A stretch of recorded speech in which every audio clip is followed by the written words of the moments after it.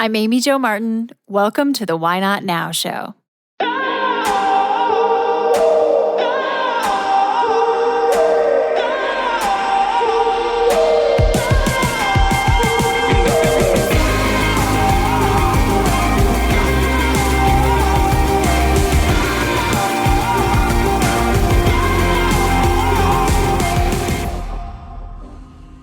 You know that thing you've been thinking about doing? Yeah, that one. Why not now? Have you ever actually taken the time to ask yourself, what's stopping me?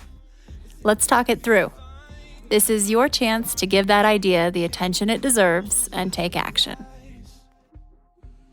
Each episode, I have a chat with a fascinating person, from entrepreneurs to athletes, celebrities, my parents, rocket scientists, and all walks of life. We talk through a critical time when they've asked themselves, why not now? We dissect that day or even that moment, step by step.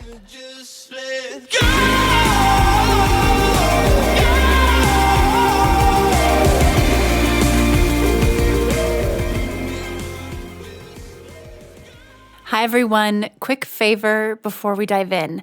If you are digging this podcast, please subscribe, rate, and review on iTunes. It just takes a moment and it means a ton to us. Also, after recording more than 100 episodes, I've created a bit of a cheat sheet on the top 5 things I've learned from renegades and how they get from idea to action, from dreaming to doing. I will email you the downloadable PDF when you subscribe to my newsletter. Just head to amyjomartin.com and click on Connect with Me. Today, we're going to talk about what you want to talk about. I love receiving questions from you and learning about what's on your mind. So I'm going to answer some of your questions in this episode. We cover everything from personal branding to how to identify your why not now idea and many other topics. And I also sprinkle in some of my own personal stories as well. I'm going to be doing this more often, so if you have any questions, please reach out to me on social media. I'm at Amy Jo Martin on Instagram, Twitter, Facebook, LinkedIn, pretty much everywhere. And I'll answer your questions on the show. We tackle the most taboo topics on the Why Not Now show. Oftentimes, you're hearing guests share things they've never shared before.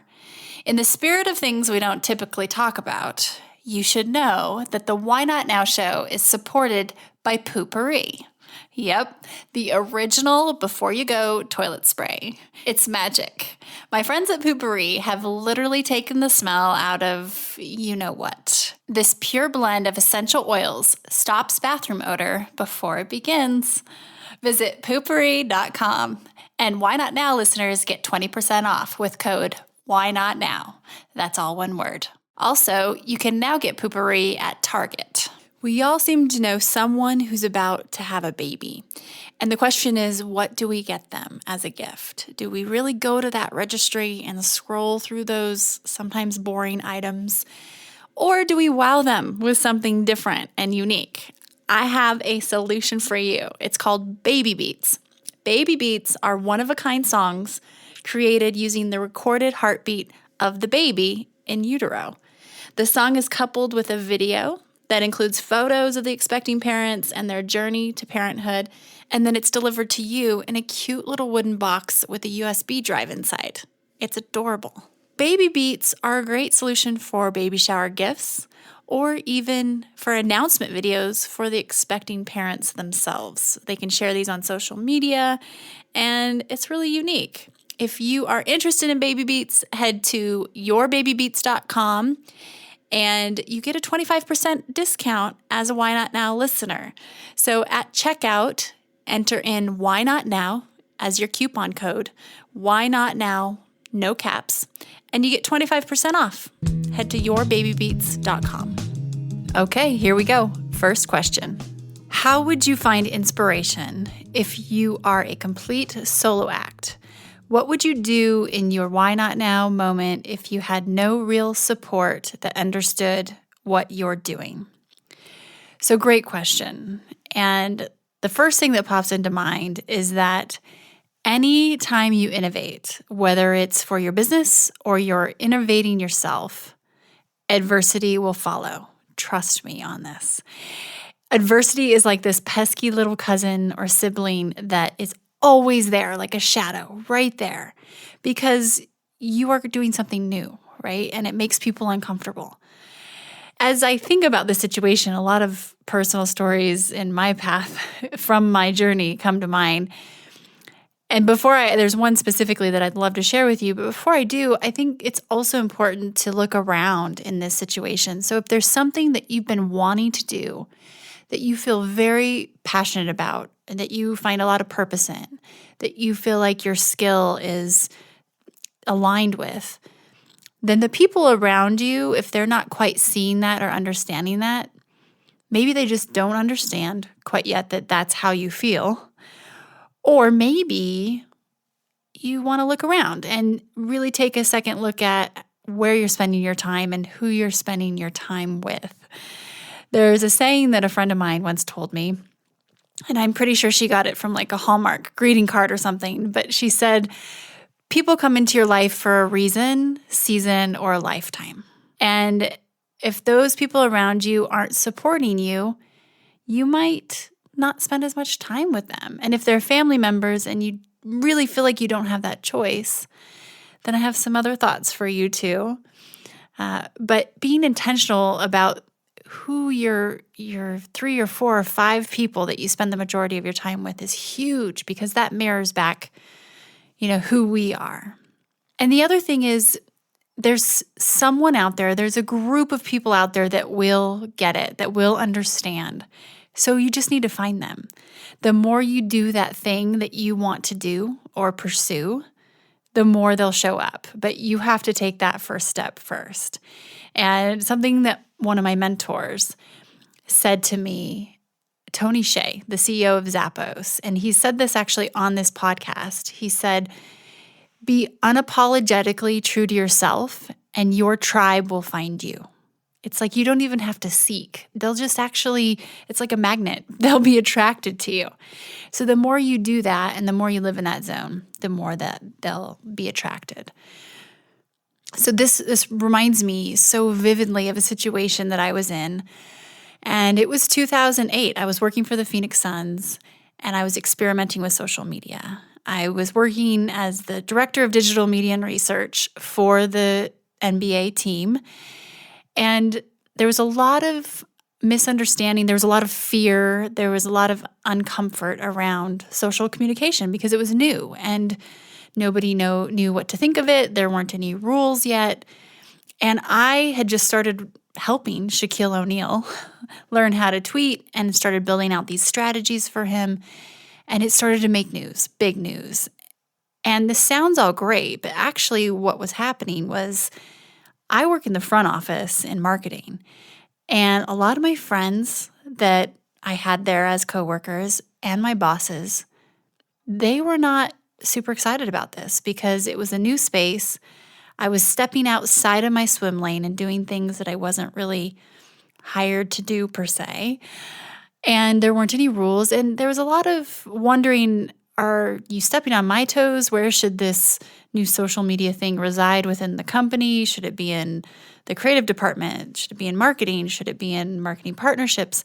And so a lot of people actually, quite frankly, were not a fan of mine. And here's this wonderful thing happening out in the public and getting lots of amazing, feedback and excitement and momentum about it, forward facing, but behind the scenes, I actually started losing friends left and right and support. So I started working from the stadium area. We called it the bowl.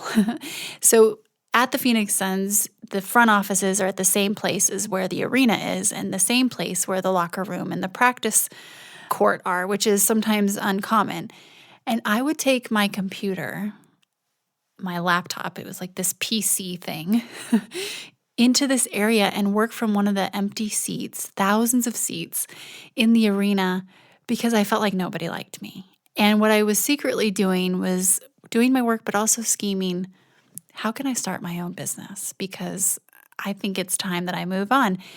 In retrospect, there were a lot of people who are innovative, and I was asking a lot of forgiveness instead of permission because I had to. I would never get the permission to do what I was doing because there weren't any rules yet. But I also knew that if I didn't take advantage of this specific time and momentum and opportunity and how I was feeling about wanting to pursue this passion, then it was never going to grow. And so I look at that time frame and think, gosh, I was a solo act and I didn't feel very much real support, just like the question that was being asked here. So, the other thing is use social media as your support. DM me on Instagram or Twitter or Facebook and I'll share ideas with you. I mean, you can find support in a lot of different areas. So hopefully that's helpful. Michael Silver asked, I want to learn more about personal branding. I have 0 steps so far besides mentally picturing what it should include. Okay, so I have a ton of thoughts on this. I even wrote a book on this called Renegades Write the Rules.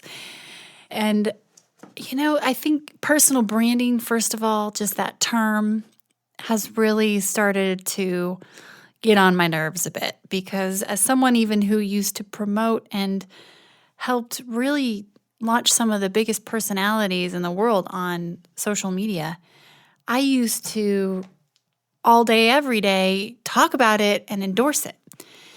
But here's the problem with that term, personal branding. We have taken it a little too far. It's 2018, and I'm the first to admit that what we've done as a collective society, most people, is we've created and tried to kind of reverse engineer ourselves into this static image that we call a brand and this highly polished, highly produced highlight reel of content. And the thing about this is images are not alive. Images are static and they don't evolve. So we're kind of trapping ourselves, first of all. And secondly, the whole idea of social communication was to humanize, in my opinion. One of the most brilliant, amazing things about these social media platforms are that we can connect and we're only bound by the speed of technology, which is quite fast. There are no geographic barriers, so there's this opportunity to connect at scale in a way that's never been available before. And when we brand, I'm using air quotes, you can't see me, but I am. When we brand ourselves so much, we don't even become human anymore. As something I've always said, humans connect with humans, not logos or static images. And so the danger sometimes when we take the personal branding concept too far is that that brand and that facade starts to elbow out the real us.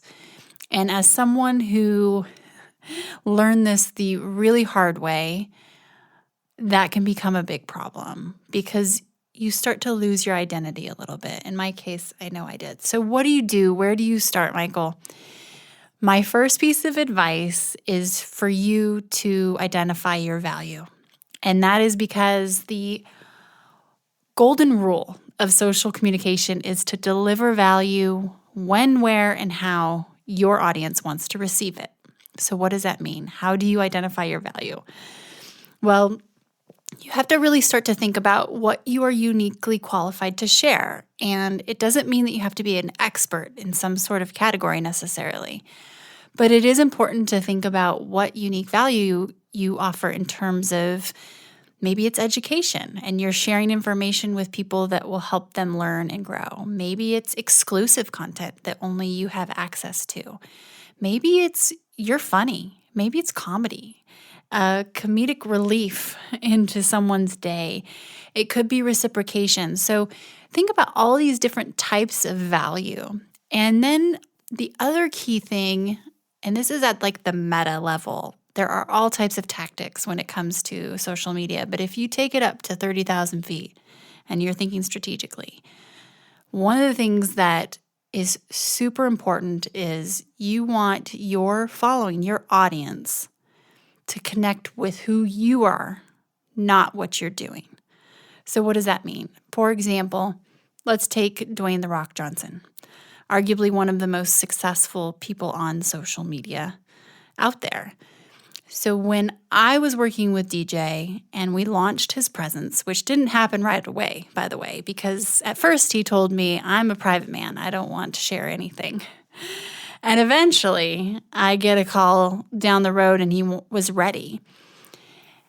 And what we did is we started to look at who he was and his various audience buckets.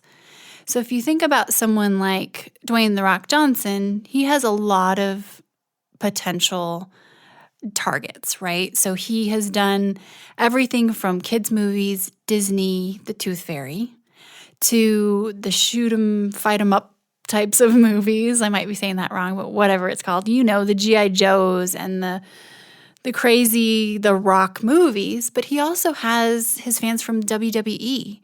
And he has people who are just simply inspired by his philosophy on how he attacks his day and his life. And so when we started to look at all of DJ, we realized, okay, yeah, we have to do something that'll appeal to everyone. Because if he's just sharing the same type of content all the time, if he's on set of a movie and it's the same thing, he's probably going to isolate 2/3 of his audience, if not more. So it was so important that everything he shared connected back to who he was, not what he was doing. And the beauty in this is that then you can diversify and you can reach a lot of people. You don't have to just target a certain type of audience. So think of your life and your world in terms of kind of a 360-degree landscape. And if you're just talking about your business all the time, then you are not going to resonate with people on multiple levels. And eventually, people are going to tune out because you're just marketing, right? This is just a one-way monologue versus a dialogue. So there's something so simple, but something even easier than trying to come up with just content and ways to talk about a certain thing when really it's all about you. And sometimes that makes people uncomfortable because they say to me, especially executives or people who are just private, they'll say, well, I don't want to share everything. I don't want to share what I'm eating or what my kids are doing, and that's okay. There's still enough about your life and different aspects that you have plenty to talk about. You have full control over what you share and what you don't share, right? This isn't paparazzi. There's no one following you around with a camera that's going to post something that you didn't approve of. You have control of that faucet. So try to kind of look at personal branding. I'm using air quotes again. You can't see me, but as just your presence. Let's just call it your presence online. And someone recently asked me, they said, so do you just need to be vulnerable and then you'll connect with people and then you'll, engage and have a lot of success with social communication? And I was kind of confused at first and I thought, well, vulnerability will always help connection and it provides an amazing deep type of connection, but that's not for everybody. So you don't have to share or air your dirty laundry in order to have people, engage and resonate with your content. It's all about being real in your own voice and not overthinking it. Don't overcook it, right? Because that's when people, as they're scrolling through their feeds, they have decoders. They have these magical decoders. We all do. And we all can personally relate, where you're looking at something and you're scrolling through Facebook, through Instagram, Twitter, LinkedIn. And if you see something over-contrived, not only do you just scroll faster to get through it, but you might unfollow. And subconsciously, you have a feeling about that person. So don't overthink it, right? Oh, and for any of you who might be thinking, that's great, Amy Jo, interesting info, but I'm not Dwayne "The Rock" Johnson. Believe me, I've heard this before and I totally understand.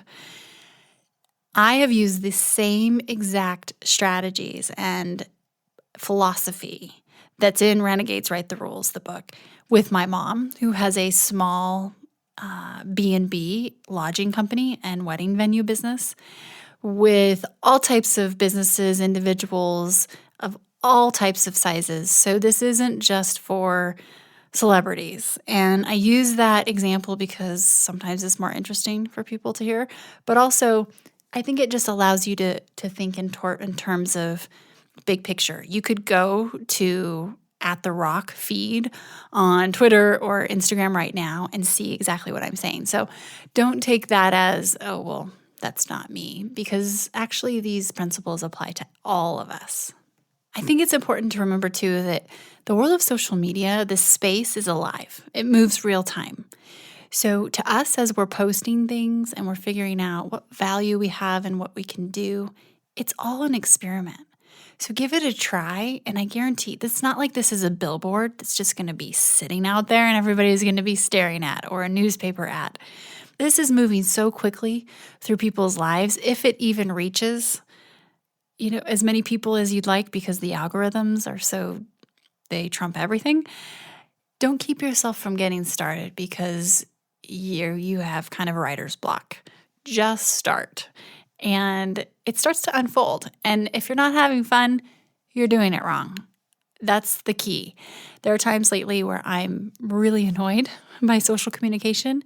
And you know what? It's my own fault. It's probably because I'm following people that I should stop following, or I'm overthinking it, or maybe I'm spending too much time on it. But it's supposed to be somewhat fun. It's called social media. So have fun with it. Bill Moore asked, when tempted to get down on yourself, what's your go-to means of pulling up and out of that? Great question. So I realized a long time ago, I haven't fully figured it out, but I realized that I'm aware that if I can learn to push my own buttons and figure out how to inspire myself and pull myself out of ruts versus relying on anyone else or anything else to do it, then I'm good. And trust me, I don't have all the answers, but I've talked to a lot of people and tried a lot of things. And I feel like this is something I've graduated a little bit on and I've improved a little bit on. So here we go. First of all, the thing that comes to mind that you might want to listen to is there's an episode with Billy Corgan on the Why Not Now podcast. And he talks about getting into a really dark place. In fact, it's what inspired him to write one of his hit songs. He was at the point of almost taking his own life. And at the end of the episode, he talks us through, and what was crazy is he hadn't ever told this story before, but I didn't know that he had never shared this story. So it ended up making it to Rolling Stone and all these types of mediums and really kind of going crazy because in terms of people wanting to listen because he had never shared this. But what he said when I asked him if he had any advice for someone who's in that situation where they're just in such a down and dark place, they don't know what to do, he said, move. And at first I thought, what do you mean move? This person is like in dire straits and you want them to move their house? And he said, no, move your body, move, get up, walk around, go outside, walk around your apartment, walk around your house, get outside if you can and just go on a short walk, move your body. And even if it's not that dark and deep of a place that you're in, but you're just in a mood, been there. If I take a walk in the forest for 10 minutes and come back, it's what Tony Robbins calls changing your state. Like physiologically, scientifically, it's proven. It will change your physical makeup for that time and situation. So there's that, first of all. And you don't have to be in this super intense place. Just moving around will help. Another thing that I've found that's really useful, and I didn't used to subscribe to this, but I do now, and I wish I would have in the past, is that gratitude is a strategy. And if you would have said that to me 4 years ago, I would have probably rolled my eyes and kind of thought, that sounds so fluffy. I need real, tangible strategies, not just be grateful. And we all know it's important to be grateful. But the thing is again, physiologically, we can't feel fear and gratitude at the same time. Similarly, we can't feel anger and be grateful at the same exact time. Like literally we can't do it. So, wow, that was a big, kind of wake up call for me, is that, yeah, it really is a strategy. Think about things that you're grateful for. One of the things that I do if I'm in a bad mood or just kind of down and everything, they call it piling on, I think, where it's like one thing's kind of wrong and then you think of 10 other things and all of a sudden your mountain or your molehill is turned into a mountain or whatever that saying is.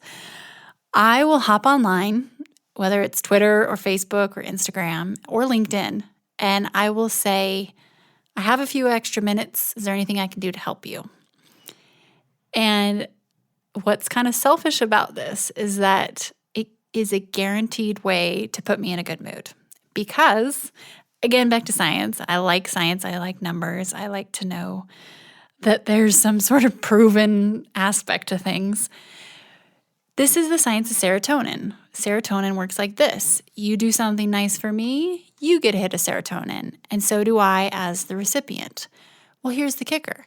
So does everyone else who witnesses that act. So if you open the door for me going into a grocery store, we both feel good because you helped me and I feel helped, but so does anyone who actually saw that happening. If you take that concept online and you think about how many potential people are witnessing, even if you don't know it, it doesn't mean they had to have liked or commented or engaged with that post and that interaction online, but they have also gotten a hit of serotonin. So technically, we can scale serotonin online. And now I'm getting into a little bit of a rabbit hole. But if you help someone else, this is just as simple as it gets. If you do something to help someone else, it will make you feel good. And so that's a little trick too. It's so easy to lose confidence and kind of get down on ourselves. But when we have these tangible, kind of tactical tips and tricks in our tool basket, our tool belt, then why not use them, right? Because they work. And these are things I've been using over and over. And if you know they work, there you go. Because oftentimes we can pull ourselves out of it, pretty quickly. Where did you get the idea for your pirates versus ninjas question during the rapid fire round in almost every podcast? So for those of you who maybe aren't familiar, but pretty much almost every podcast, I will ask during rapid fire questions, pirates or ninjas, who's tougher and why? And where this came from, the genesis of this actually has nothing to do with the podcast. Many years ago, it was probably 2009-ish, or maybe 10, I realized on Twitter that the algorithm would favor you if you built momentum. So this was like the early days of just trying to figure out, how does this work? Are they really sending what I'm saying to all the people who are following? And then we realized, no, there's no possible way they can. They also realized this, and articles would come out. Now we see this whole myth about, not myth, it's mysterious, the whole concept of algorithms, and they're a thing. So what I would do back in the day, before there were Twitter polls, and you couldn't actually put in your answers, potential answers to a question, I would just tweet out, pirates or ninjas, who's tougher, why? And what I would do is I would send that out and get conversation going before I would tweet something else that I really wanted people to listen to or to respond to, or a call to action. So it was like a 1-2 punch, a little bit sneaky, a little bit tricky. But the reason this question works, and the reason I like this question, is that people have an opinion. Very rarely, actually, I'm not even sure that I've ever heard someone say, well, I don't know, to that question. You are either team pirates or you are team ninjas, and there is really no between. when people are thinking just kind of by the seat of their pants, off the top of their head, why, they just feel kind of under pressure that they need to back up their opinion and their decision. I think it's hilarious. And I think you learn a lot about a person when you kind of hold their feet to the fire and have them defend their answer. And someday we will do a medley of all the answers of why certain guests have or just their answers of pirates or ninjas, who's tougher and which they chose, because it's quite hilarious. And if you're wondering, I am Team Pirates all day, every day. And the reason is I lived on a boat and it wasn't easy. And I have a lot of other rationale, but for the sake of getting on to the next question, I will refrain. So there's your answer. I don't know what my why not now is. Where do I start? I'm ready to do something, and I know that. Okay, so I do get this question often, and what's good about this is that you are fully self-aware that you are ready to do something. So that's a good thing, because oftentimes people are just not ready. They have ideas, but they are fully not ready. So here you are. You're ready. You just need the thing, right? This is actually kind of fun, and it can be an adventure. You might have heard me say before on the podcast, and this is something that I repeat a lot because I truly subscribe and believe this, and I live my life this way. And that is, where purpose, passion, and skill collide, bliss resides. Okay.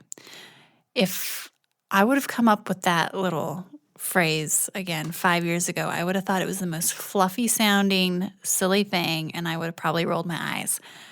But the way and the reason I came up with this was out of pure experience and actually going through a pretty tough situation where I was lacking purpose. There was such a deficit that it really impacted my life in a negative way. And I realized that I had a purpose problem.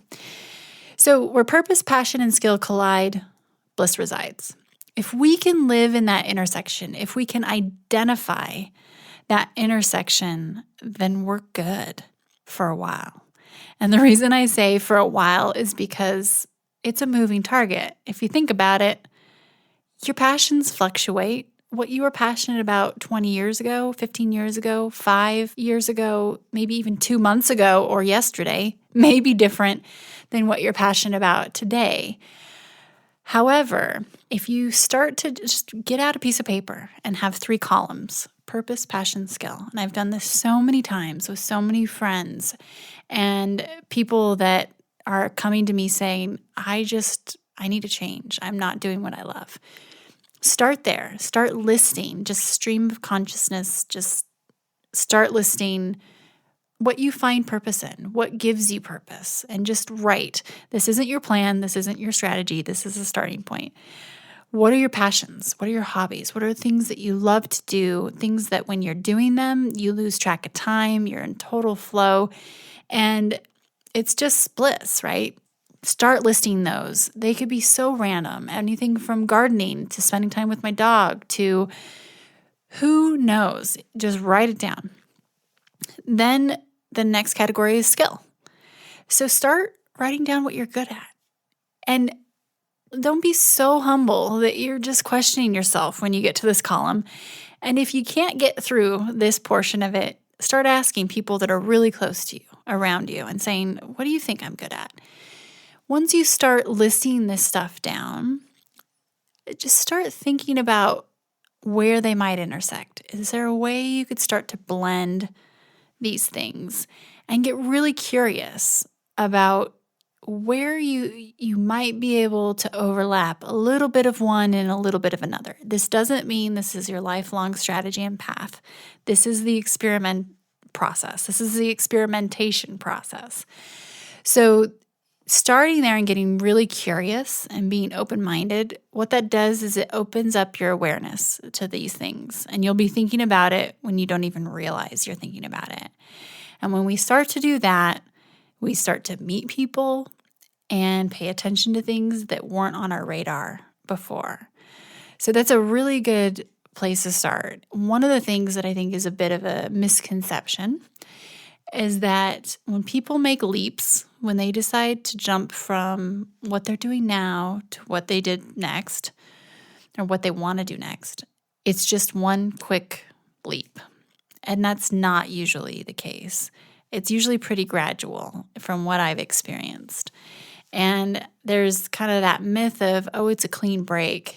But in most situations that I've seen, especially if people have, let's say they have a day job, they work at a corporate company or they work at a 9-to-5 job, and they're wanting to shift and they have a passion that they turn into a side hustle, something that they are able to make just a little bit of money from and still enjoy it on weekends, on nights. And then they start to grow and they find, oh, I'm actually getting to the point to where I don't have enough time to fulfill all these people that actually want my help. Well, then we're starting to get to that point where we can make decisions and we can get curious about how this might actually turn into a full-time situation. There's a book called The Originals by Adam Grant, who has also been on this podcast. And he points out in The Originals, it's a great book, that most cases people don't just jump. And he specifically talks about Warby Parker.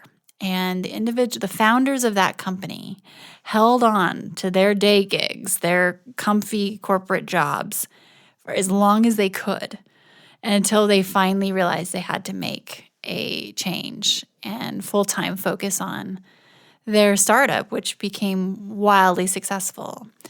So just getting curious and a little playful is important. And the last thing I might add to this is that I found in working in, the corporate world, ad agencies, even professional sports, I realized that my ladder was leaning against the wrong wall, per se. So I was climbing this ladder and trying to get promoted and getting promoted and then wanting more and realizing I actually don't even want another promotion. I don't even want to go up this ladder anymore. And I want to move my ladder somewhere else. And so I did. And you know what? Eventually, I wanted to move it again. And I did it again. And that's okay. I think how I grew up and how many of us grew up was, you go to school, you get your education, you figure out what you want to do, you start at the bottom and you work your way up. And you work your way up all the way to the top and then eventually you retire. That's it. It's not okay to change ladders or move your ladder to another wall. That's just not the case anymore. It's 2018. We are so democratized in terms of what we can do because of the internet, because of technology. And you can move your ladder. You can lean it up against any wall you want. And you know what? You can move it again. So that would be my advice. How do you find a mentor? I do get a lot of questions about mentorship and even people asking me, will you be my mentor? Sometimes people I've never even, met or have never even, talked to them. And this is an interesting subject. And I think I might have a little bit of a different opinion than what you might find out there because I guess I'm just a renegade. But in all of my cases with the mentors I've had, and I've gone through seasons with mentors, by the way, I wouldn't say I've just had one mentor along my journey. I think that's pretty normal. But I've kind of side-doored it or back-doored it, however you want to say that. But I have never officially asked someone, will you be my mentor? And I'm not saying that it's wrong to do that because you totally can. But as my experience as a mentee and a mentor of people, I've always looked at it as kind of an organic process. It's like a relationship with anyone else. You wouldn't walk up to someone and just say, will you be my boyfriend that you've never met, or my girlfriend or my partner? You have to build that relationship and first see if you even, really connect and resonate with each other. So mentorships, I've never really had a super formal situation, but I think it's important to kind of listen and pay attention to the connection you have with someone else. Really see if, in a way, it's all about equal value exchange. So even the people that I've mentored, I've actually gotten just as much out of it, I think, as they have, because I've wanted to help. I learn so much when I am mentoring, just as much as when I'm a mentee. And so you want to make sure that that value is being felt from both ends. Otherwise, it's just not going to work. And that reciprocation and that desire to, give your energy and effort won't be there if it's not resonating. So I would first try and connect with someone informally. And if you feel that vibe, if you want to bring up that term, you totally can. But it's just an interesting thing about semantics where I think sometimes we put labels on things and they then get kind of formal and a little weird and awkward. So as a very, very initial starting point, connecting with someone, reaching out, asking them a simple question, a very specific, intentional question that you have. If they respond and they seem energetic and excited, then maybe you ask another one. And then maybe you take them to coffee or tea. I look at this world of mentorship as an opportunity to be super organic with your approach and just natural and as authentic as you can. Because when that mutual connection is there, then you can't even deny it. It will just continue to grow. So to wrap this up, I'm going to do rapid fire questions with myself because I've had a few people ask, well, tell us about what you're reading or all these answers to the rapid fire questions. So here we go. I'm going to act like I'm like the interviewer and the interviewee. Okay, here we go. This is really weird and awkward, but imagine me sitting in the forest in my studio downstairs in my basement, asking myself questions by myself with computers around and stuff. It's really weird. Okay, so Amy Jo, what are you reading right now? And what's your all-time favorite book?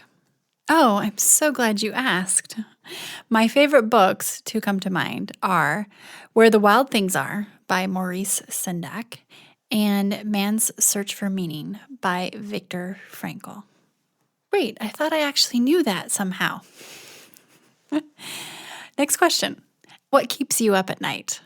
Well, if I'm being completely honest here, what keeps me up at night is thinking about if I'm spending my time in the right ways, doing the right things.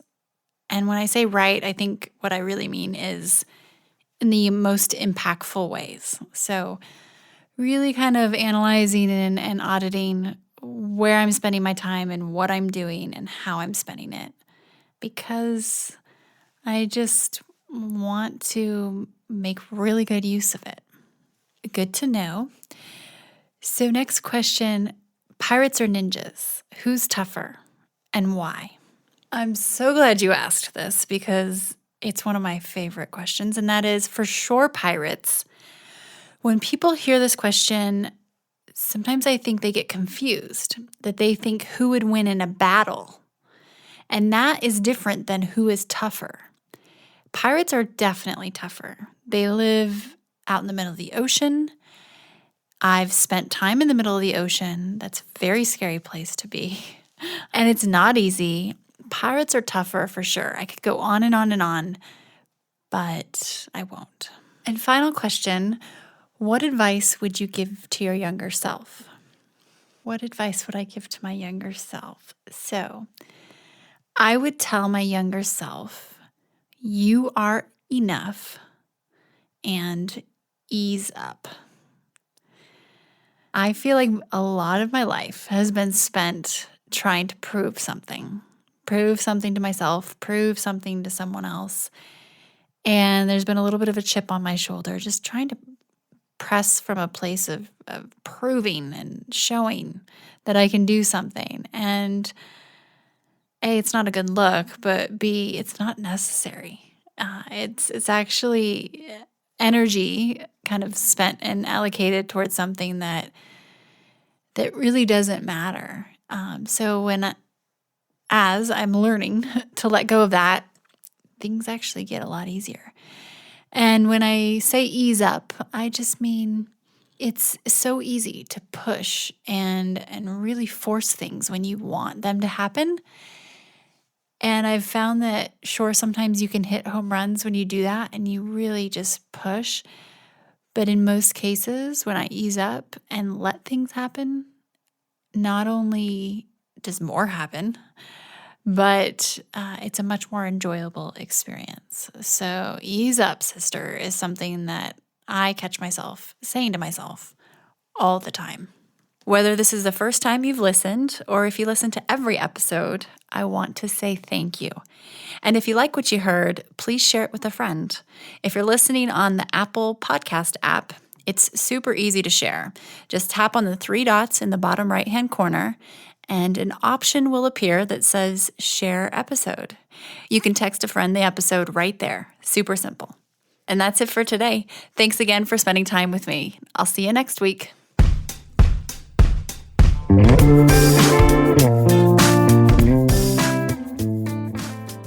Hey everyone, thanks for listening to the show.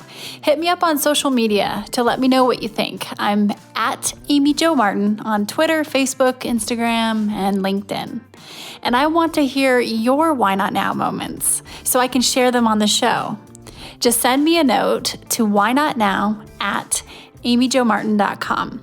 For show notes and other offers, you can visit amyjomartin.com/whynotnow. And while you're there, don't forget to sign up for my email newsletter for exclusive content and announcements. A big thanks to Rock Salt Music for all of the tunes by the talented John Coggins. And of course, a hat tip to Richard Brewer for editing and producing the show. I'll see you next time. And until then, why not now?